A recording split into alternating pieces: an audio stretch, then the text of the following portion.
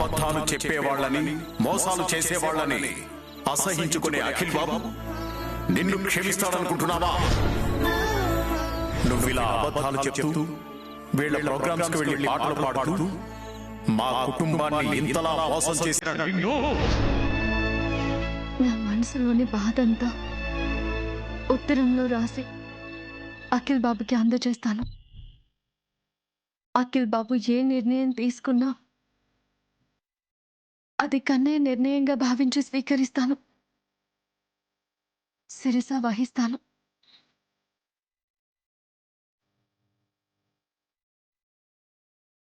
అఖిల్ బాబు, మీకు ఇలా లెటర్ రాయాల్సిన పరిస్థితి వస్తుందని కలలో కూడా అనుకోలేదు.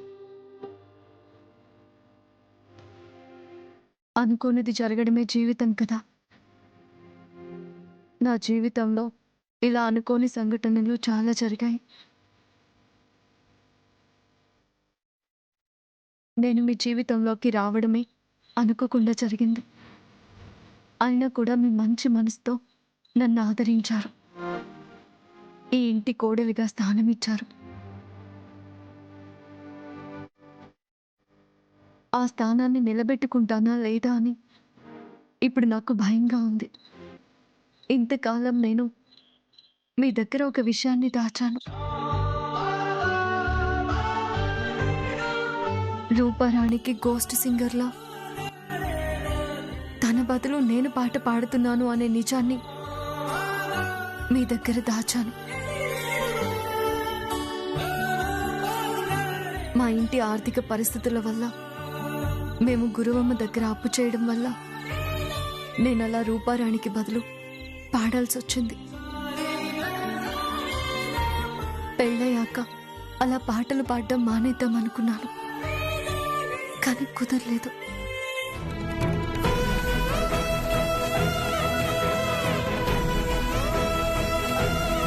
అబద్ధాలు చెప్పేవాళ్ళన్నా, మోసాలు చేసేవాళ్ళన్నా మీకు అసహ్యమని నాకు తెలుసు. కానీ తప్పనిసరి పరిస్థితుల్లో నేను మీకు అబద్ధాలు చెప్పాల్సి వచ్చింది. ఇలా పాట విషయంలో మోసం చేయాల్సి వచ్చింది.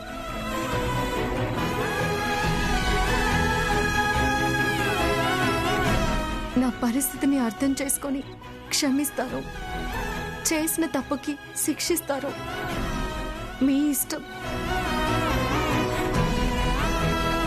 మీరు గుడిలో కళ్ళు తిరిగి పడిపోయినప్పుడు మీరు కోలుకోవాలని మొక్కుకున్నాను. ఆ మొక్కు తీర్చుకోవడం కోసం ఇప్పుడు నేను గుడికి వెళుతున్నాను. నేను గుడి నుంచి వచ్చే లోపల మీ నిర్ణయం తెలియచేయండి.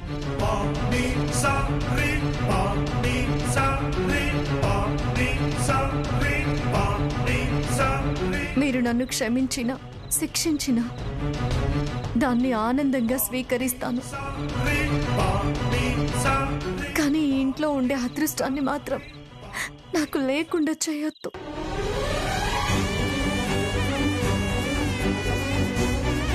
అంతటి అదృష్టం పొందే అర్హత నాకు లేదు అని మీరు భావిస్తే అది మీ తప్పని మాత్రం నేను అనుకోను. నా కర్మ అనే అనుకుంటాను. ఇక జీవితంలో నా మొహం మీకు చూపించినంత దూరంగా వెళ్ళిపోతాను.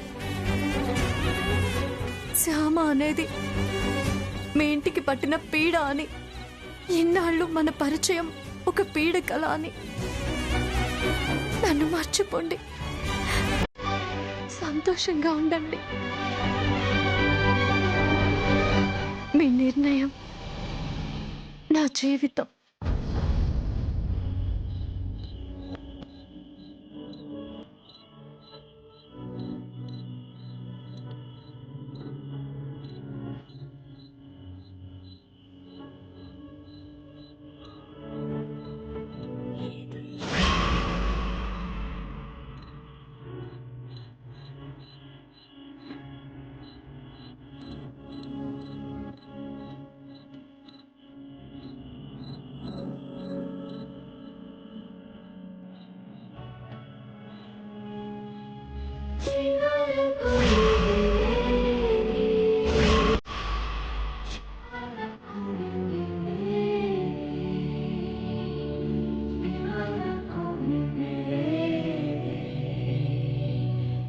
ఎలా ఉంది అఖిల్ బాబు?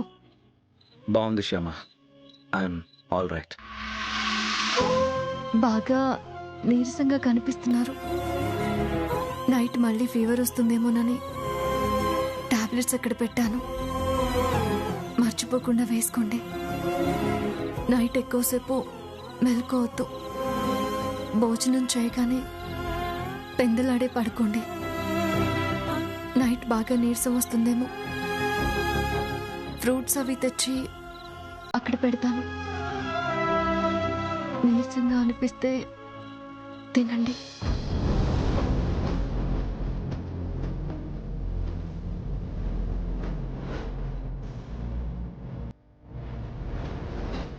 ఏంటి అఖిల్ బాబు అలా చూస్తున్నారు?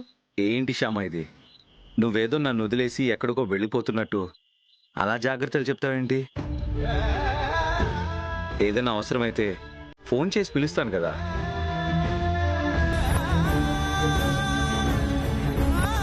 పిలుస్తారు. పిలవాలనిపించక ఆగిపోతారోనని. పిలవాలని ఎందుకు అనిపించదు నాకు? నేను రాసిన లెటర్ చదివాక, నేను చేసిన తప్పు మీకు తెలిసాక నన్ను పిలవాలనిపిస్తుందో లేక పిలవకూడదు అనిపిస్తుందో నాకు తెలియదు కదా అఖిల్ బాబు. చెప్పు శ్యామ, నిన్ను పిలవకూడదని నాకెందుకు అనిపిస్తుంది? అంటే అది నిద్రపోతూ ఉంటాను కదా, డిస్టర్బ్ చేయడం ఎందుకు అని పిలవకూడదు అనిపించి ఫోన్ చేయరేమోనని అలా అన్నాను. నిజమే శ్యామ, పిలవను. ఐ మీన్ నిన్ను డిస్టర్బ్ చేయడం ఎందుకు అని చెప్పి నేను పిలవను.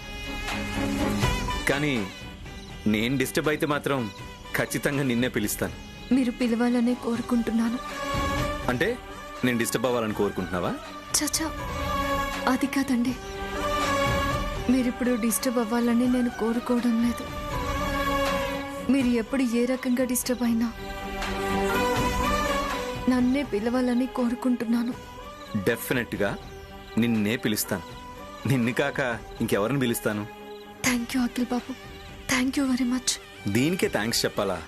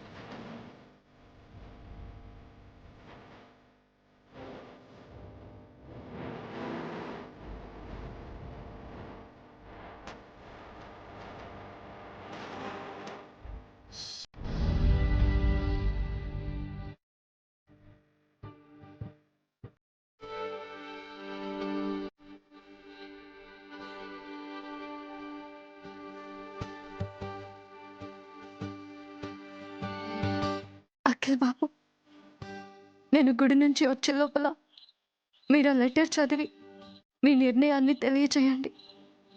నా భవిష్యత్తు మీ చేతుల్లోనే ఉంది.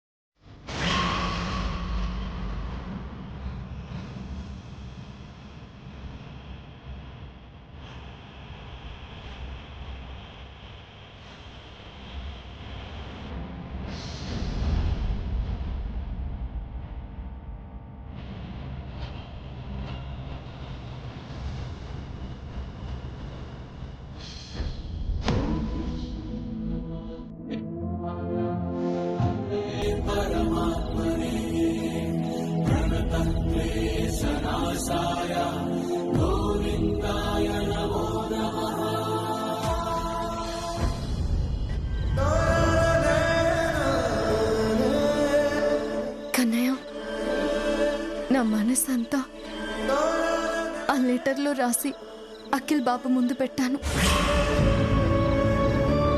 అది చదివి అఖిల్ బాబు ఏ నిర్ణయం తీసుకున్నా తన మీద నాకున్న ప్రేమాభిమానాలు ఏమాత్రం తగ్గవు. క్షమించి ఆదరిస్తే అదృష్టం అనుకుంటాను.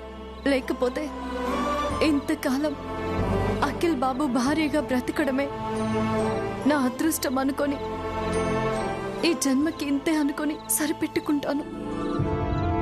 వస్తాను కన్నయ్య. ఈ ఇంటితో నా రుణం, అనుబంధం ఎంతకాలం ఉంటుందో ఈ రోజుతో తేలిపోతుంది కన్నయ్య.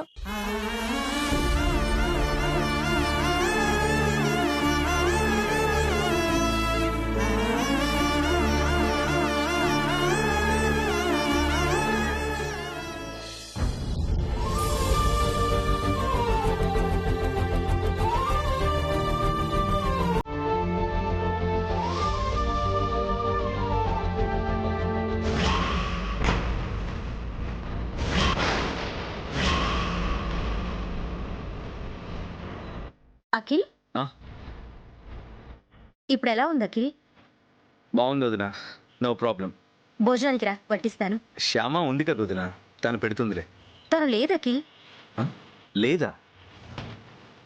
ఎక్కడికి వెళ్ళింది? గుడికి వెళ్ళింది. ఈ టైంలో గుడికి వెళ్ళడం ఏంటి? ఆ, అంటే వంశవృక్ష పూజప్పుడు నువ్వు కళ్ళు తిరిగి పడిపోయావు కదా, అప్పుడు తను చాలా కంగారు పడిపోయింది. నీకు త్వరగా తగ్గాలని మొక్కుకుంది. ఆ మొక్కు తీర్చుకోవడానికే గుడికి వెళ్ళింది. అవునా? చెప్తే నేను కూడా వెళ్ళేవాడిని కదా. నువ్వు కొంచెం నీరసంగా ఉన్నావని తనొక్కతే వెళ్తానంది.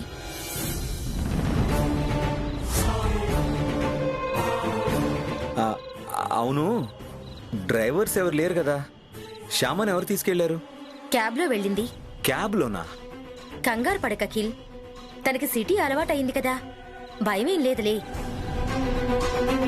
సరే, నువ్వు రా, వడ్డిస్తాను. ఆహా, వద్దులే వదినా, శ్యామ వచ్చాక తింటాను. నువ్వు టాబ్లెట్స్ వేసుకోవాలిగా అఖిల్, తినేస్తే టాబ్లెట్స్ వేసుకోవచ్చు కదా. పర్లేదులే వదినా, కాసేపట్లో వచ్చేస్తుంది కదా, నో ప్రాబ్లం. తను నా కోసం మొక్కు తీర్చుకోవడానికి వెళ్ళినప్పుడు తన కోసం నేను వెయిట్ చేయలేనా? అయితే ఓకే, మీ శ్యామ వచ్చాకే భోజనం చేద్దు గాని. సరే.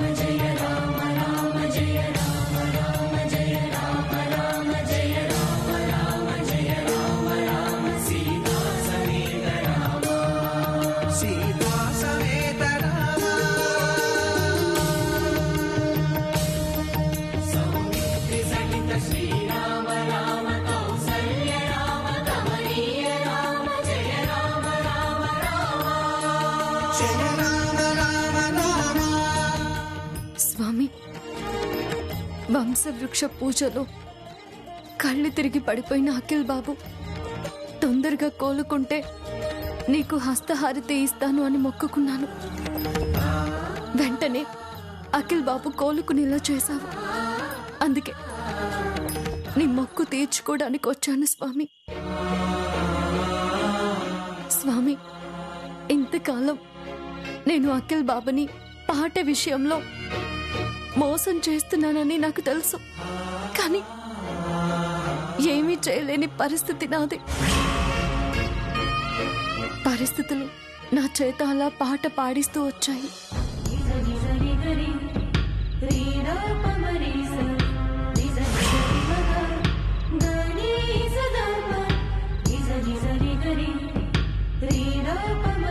విషయం మామయ్య గారికి కూడా తెలిసింది.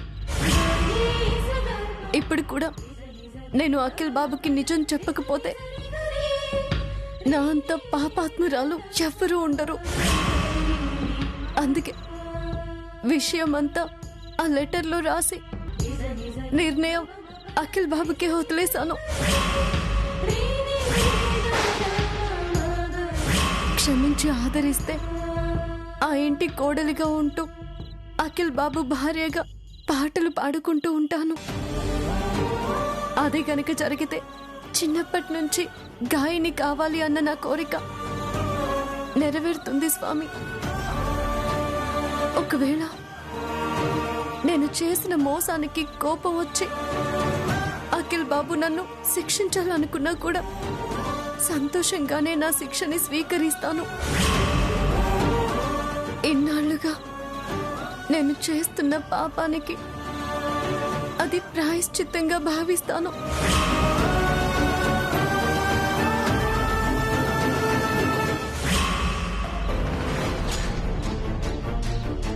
ఏంటి, అఖిల్ బాబు ఇంకా టాబ్లెట్స్ వేసుకోలేదా?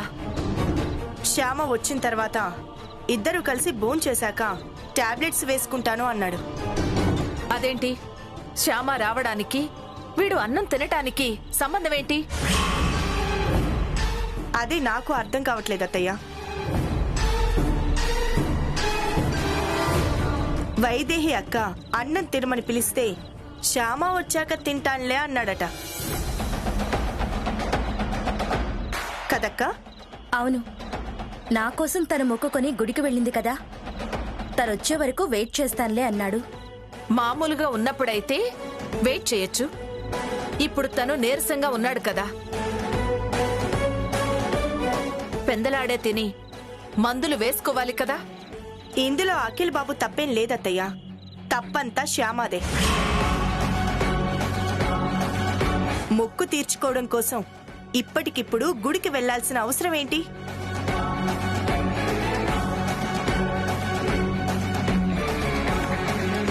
ఇవ్వాలే కదా తను మొక్కుకుంది. రేపు గుడికి వెళ్లి తీర్చుకోవచ్చు కదా మొక్కు. నిజానికి భర్త తొందరగా కోలుకోవాలి అనుకునే వాళ్ళు ఎవరైనా ఇలా భర్తను వదిలేసి గుళ్ళు గోపురాలు అంటూ తిరుగుతారా? భర్తకి టైం ప్రకారం తిండి పెట్టి టైం ప్రకారం మందులేసి అతను తొందరగా కోలుకునేలా చేస్తారు. ఆ తర్వాత ప్రశాంతంగా మొక్కు తీర్చుకోవడానికి వెళ్తారు. ఏంటో ఈ మధ్య శ్యామకి సొంత నిర్ణయాలు తీసుకోవడం ఎక్కువైపోతోంది.